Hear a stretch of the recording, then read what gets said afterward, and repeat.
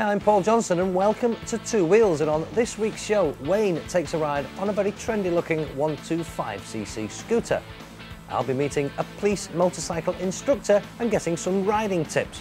But first, for those of you thinking of putting in lots and lots of miles this summer, here's a look at three very different sports tourers. Believe it or not, the weather is actually starting to improve. It's getting warmer. That's what they tell me. I'm not sure I believe them actually, but it is actually above freezing today, which is always a bonus. But it's the time of year that you might be thinking about planning a big bike trip abroad, a biking holiday, or just a quick blast across the continent, something like that. So you want a machine that's comfortable but still got lots of performance. Sounds then like a sports tourer. So here we have Ducati's ST4. It's their sports tourer. It's got a V-twin engine. Next to that, we've got Triumph's sports tourer. This is the Sprint ST. This has got a triple cylinder engine.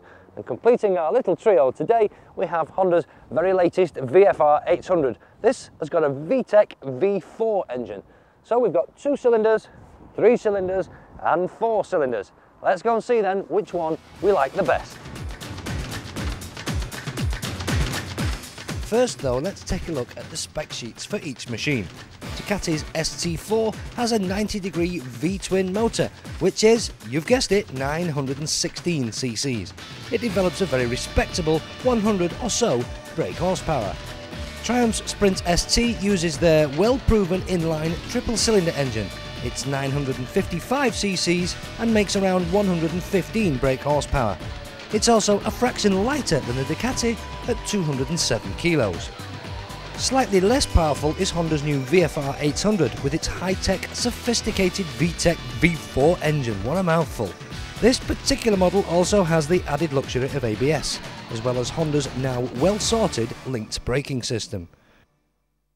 Back then to the Ducati, the ST4, and personally, and this is only my opinion, I think it looks a little bit dated now. It looks a little bit old-fashioned. Oh, I should get the letters rolling in from the Ducati owners, but it's what I think. See, today bikes have gone very sort of edge styling, they call it, don't they? All of these sharp bits and these pointy bits, and on this, there isn't a single pointy bit anywhere. It's all very round and I don't like to say it really, but a little bit 1980s. Oh, that probably upset loads of people already. But you see, for some people, that's not a problem, because they're more interested in what happens down there with the motor and what it's like when it's out on the road. People who ride twins often say that they do it because the bikes have character. I still hold the view that character is another word for vibration, because that's what they do. The ST4 though is a fairly comfortable machine with enough power on tap to satisfy most riders. Long distance travel is certainly no problem on this Duke, but filtering through a busy town needs lots of gear changes and an ability to master the slightly snatchy nature of the power delivery at low revs. That's another characteristic of a twin. Now then, let's move on to the Triumph, the Sprint ST, and it's a much better looking bike for my money than the Ducati. It does look much more modern. It's still not quite as futuristic as some of today's modern bikes, but just sat aboard it looks much classier. Nice big classy dashboard there, nice white face rev counter in the middle. It's still not quite, as I say, futuristic looking, still not all this edge styling that we're getting used to today. The fairing very plain, very unfussy, but it all works really, really well. I think it looks very smart, especially in this nice jet black colour. And of course, beneath this lot is the very famous Triumph triple engine. And it's an absolute cracker. You'll be amazed at just how smooth it is. I certainly was. It's no sports bike in terms of performance, but it's definitely got a sporty feel. The riding position has you tipped nicely forward to the wide, flat bars, and the screen does a reasonable job of protecting your chest and neck from the very worst of the wind. The whole bike feels light and manoeuvrable. It's a well-balanced mix of power and handling, which helps to give the rider great confidence. Now, if you're looking for ultra high-tech modern styling, they don't come much fancier than this to the Honda's very latest VFR 800 VTEC as well. Look at the front end there, all these pointy bits and that big massive headlamp cluster there. I dread to think how much that would cost to replace if you threw one of these down the road, but it does look fantastic. Straight out of Star Trek if you ask me. And the back end here and the seat unit, it's all beautiful, big upswept tailpipes and a lovely big light cluster at the back. It really is, I think, one of the best looking bikes on the market today. I think it just looks fantastic. And of course, under here, big V4 power unit with that very sophisticated VTEC motor. The VFR has been around since 1986 and it's always had a reputation for its all-round ability. The best bike in the world, the only bike you'll ever need. Just a couple of the comments often used to describe the VFR. This latest model though is the most sophisticated. The riding position is identical to last year's model and it's as near perfect as you could wish. The motor has the familiar purr of a V4 but changes significantly to more of a growl when you hit 7,000 revs and the VTEC system kicks in. If you like the ultra-modern space-age styling, then the VFR could well be the only bike you'll ever need. So now you're wondering which is the best, is there a winner? Well, there is a winner, there's a clear winner in my eyes. Let's talk first about this Ducati. I've made no secret of it in the past that I'm not a great big fan of twins. I think it's a case of how you get brought up, what you get used to over the years of riding bikes. I've never been a lover of twins. It's a little bit on and off with the throttle and you need to work it, as I've said, through town, through the gears a bit more. It's not quite as easy to use. If you're going A to B, just from A to B at 90 miles an hour all day, fine, you could sit on that all the time. But probably not quite as adaptable to the different riding conditions that we have today as some of the other bikes. Honda's VFR 800. Fantastic looking thing, isn't it? I think it looks beautiful. It's really state of the art, and of course it's got that VTEC engine system in it, which is quite, well, very, very sophisticated and comes in, as I've said, bang on 7,000 revs. The only problem is, if you're in top gear, to get to 7,000 revs, you need also to get to 106 miles an hour. Can't do that everywhere, can you? And how do I know that anyway? Well, that's another story. Triumph's ST Sprint, or the Sprint ST, is the bike that surprised me the most out of these three. I've never been a great big fan of Triumphs in the past. I've always thought they were a little bit agricultural, and I've always thought that their triple cylinder motors was perhaps slightly closer to a twin than it was to a 4. But I have to say, on this, it surprised me. I think it's closer to a 4 than it is a twin. It really is smooth, it's very sporty, nice comfortable seat, lovely riding position. I could sit on this all day long. If you're talking about prices, well, start off again with the Ducati, the ST4. A new one of them now will cost you £8,000. That's for a new bike, but a second-hand example like that one, it's as good as new. There's nothing at all wrong with it. You can pick one of them up for 6,000 quid. Honda's brand new VFR. Well, you won't get one second-hand, forget that. You'll do well to pick up a brand new one now because they're selling like hotcakes. One of them brand new is the best part of £8,500 to put on the road. Triumph's Sprint ST is actually the dearest if you're buying new. One of these is £8,700, but this is a 12-month-old bike and it's an absolute minter. It's perfect in every way. You could take this away for 7,000 quid. So, which one shall I take away? I've got a choice here now. 3 sets of keys. There's the Ducati keys. What do we think of that? Well, it's a bit unusable around town. The sort of riding I do doesn't really suit me and I don't like twins. But forget that. Here we go now. Honda Triumph. Which one shall we play with for the next week? You know what I'm going to do? I'm going to take the Triumph. That surprised you, hasn't it? Well, it bloody surprised me, I can tell you.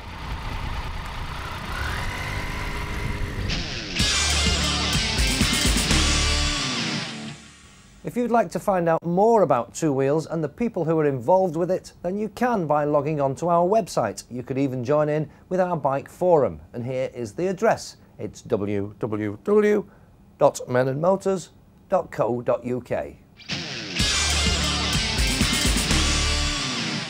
Welcome to the wheelway station. Get it? Weight of wheels? But anyway, come with me and I'll tell you more about wheels. Wheels, what's so different about them all? Well, let's start off with this one. This one happens to be from a Ducati. It's a front wheel, but it looks incredibly wide. It looks more like a back wheel, but I assure you it is a front. It's aluminium alloy, so it's very, very light. And it also looks pretty trick, doesn't it? But what's so important about lightweight? Well, it reduces unsprung weight and it reduces gyroscopic effect. I'll show you more on gyroscopic effect a bit later. But on the unsprung weight bit, you imagine if you had this actually hanging off a spring and you let it go, it'd bounce something down like that. Well, if it was very heavy, there'd be far more inertia in the thing and it's actually slow that spring down. A lighter one allows the spring to work much better, and that's what you want to happen with your suspension. So, that's an alloy wheel.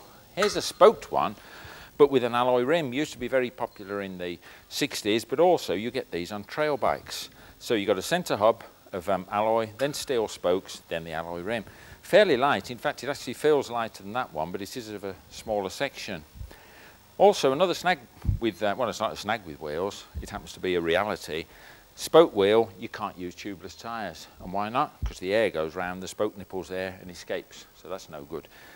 If I had a BMW rim here off one of their cruisers, you'd see that the spokes actually go into the side of the rim there, and it comes under the bead or just outside the bead, so you can run tubeless tyres on some spoke wheels, but not this one.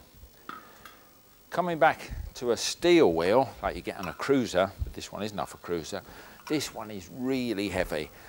And again, you've got, that's rim tape there, but there's the spokes coming through. Steel rim, alloy hub, steel spokes, but very, very heavy. But that gyroscopic effect I told you about, if I spin this one up and get it going, and then you move the spindle, you can feel that that wheel is stopping you actually moving the wheel. So the more inertia and more mass that you've got in that rim, the more difficult it is to actually steer the bike. So a nice light wheel, quick steering, better handling. Well, that's all for part one, but join us after the break when we'll be chatting with a police motorcycle instructor and Wayne will be out on a scooter.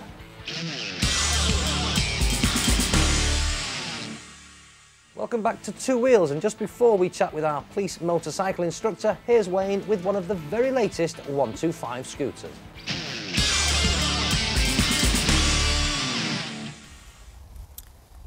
If you'd like to just spark it up, you know, and do a pre-flight check, warm the engines up, I'd be very grateful. I'll be over in a minute. Meanwhile, folks, I suppose you're curious to know whether I'd actually invest in one of these things. Well, fortunately, I don't need to invest in it. I usually get the chance to just loan them. But is it worth the 2,700 quid? Well, it is. It's a smashing little bit of kit. Very economical, very comfortable to ride. So the answer would be indeed yes. But on this occasion, I'm going to pass on it because I'd rather take to the skies, you might say, because the opportunity has arisen where I can get into the sky and do a bit of flying. So, meanwhile, chops away, Johnny. I'll leave you to look at this beautiful little 125 Thunder. Bye-bye.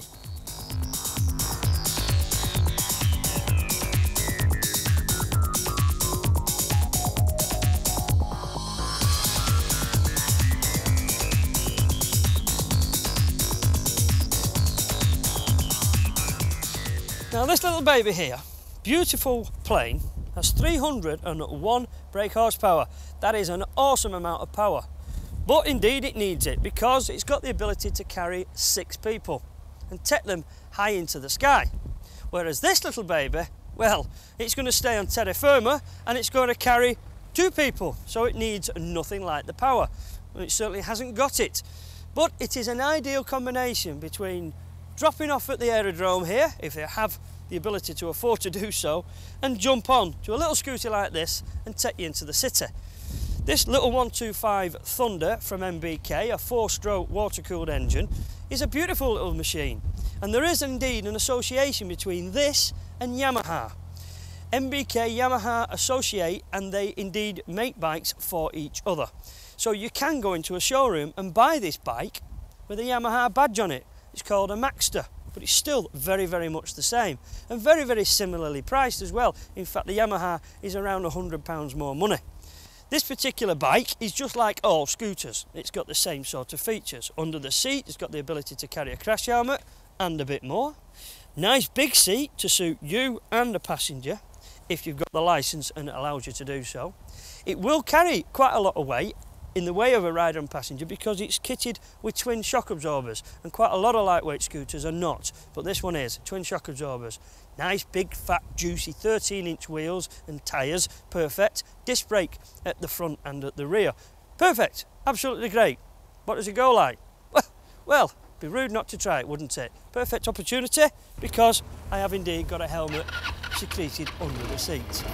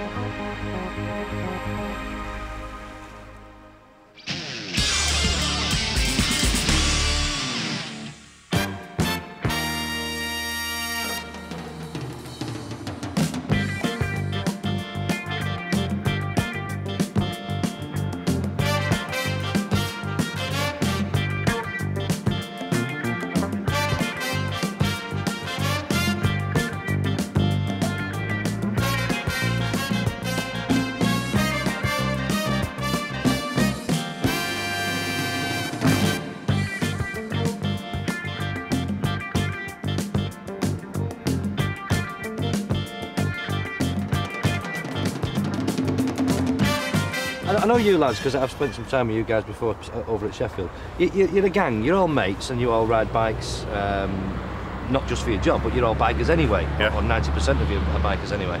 There must be some funny things there.